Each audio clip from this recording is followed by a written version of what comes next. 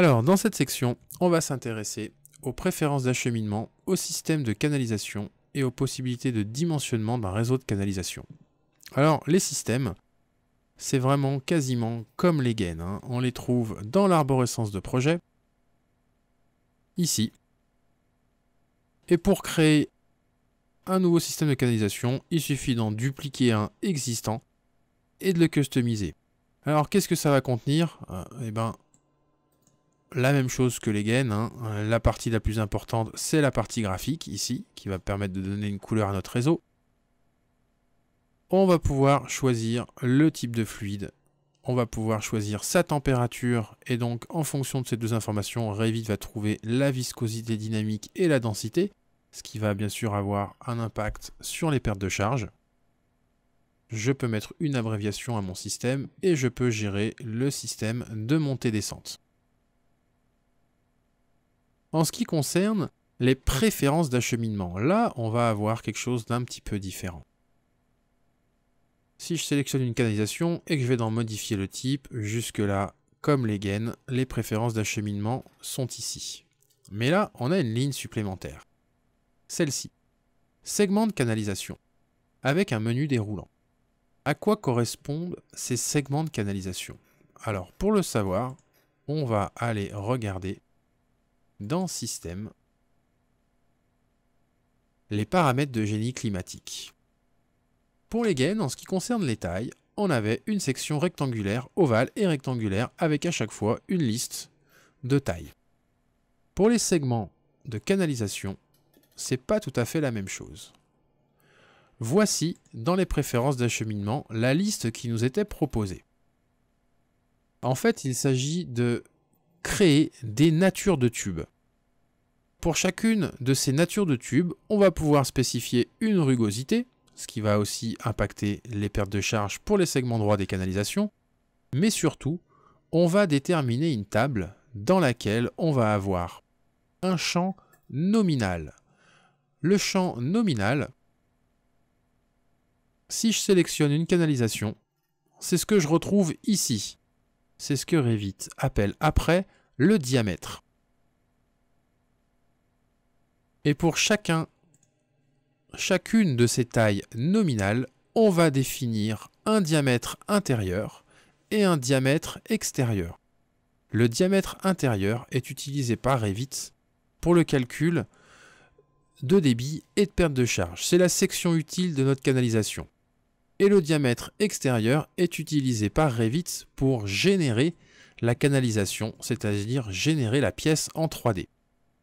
Et ensuite, dans chacune de ces tables, on va dire qu'est-ce qu'on a le droit de laisser accessible dans la liste des tailles et qu'est-ce que Revit a le droit d'utiliser lors du dimensionnement. Alors, si je veux contraindre Revit à ne pas utiliser certaines tailles lorsque je dimensionne mon réseau de chauffage, il faut déjà que j'identifie la table utilisée par mon réseau. Donc je prends n'importe quelle canalisation, je vais dans modifier le type et dans les préférences d'acheminement, je regarde la table qui est utilisée. Acier T10, acier. OK. Je vais ensuite aller chercher cette table, donc dans les options, segment et taille, et je cherche la table acier T10, acier. Et je vais interdire à Revit d'utiliser certaines tailles, par exemple le DN12, beaucoup trop petit pour du chauffage. Je vais donc l'éliminer lors du dimensionnement. Voilà. Ensuite, pour le dimensionnement, alors attention, pour le dimensionnement de canalisation, je ne vais pas être en mesure de dimensionner des canalisations de type eau pluviale, eau usée. En clair, tout ce qui va demander un foisonnement, je ne pourrai pas le faire avec Revit. Revit n'est capable de calculer que les réseaux qui doivent être prévus avec un fonctionnement à 100%. Le chauffage, l'eau glacée, ça marche. Alors là, si je veux dimensionner mon réseau, je pourrais dimensionner, si je veux, d'un seul coup, le départ et le retour, puisque je peux les sélectionner en même temps, vu qu'ils sont reliés à travers les radiateurs. Voilà. j'utilise le bouton dimensionnement de la gaine canalisation. Je choisis une vitesse ou un frottement.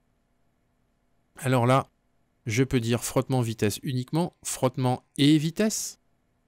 À ce moment-là, les deux contraintes sont utilisées. Si je dis ou, c'est celle qui est la plus contraignante qui va être utilisée. Je vais dimensionner par exemple en fonction de la vitesse avec un maximum de 0,5 mètres secondes.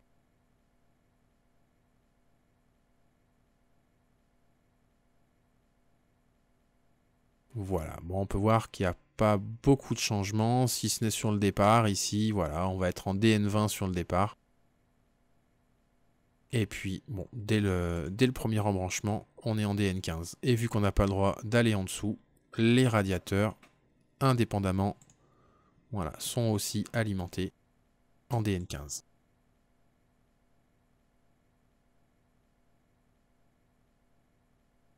Lorsque je dimensionne,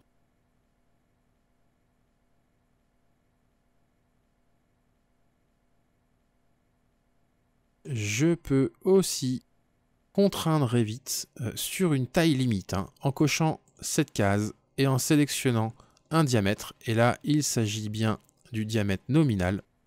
Je peux empêcher Revit de dépasser une certaine taille.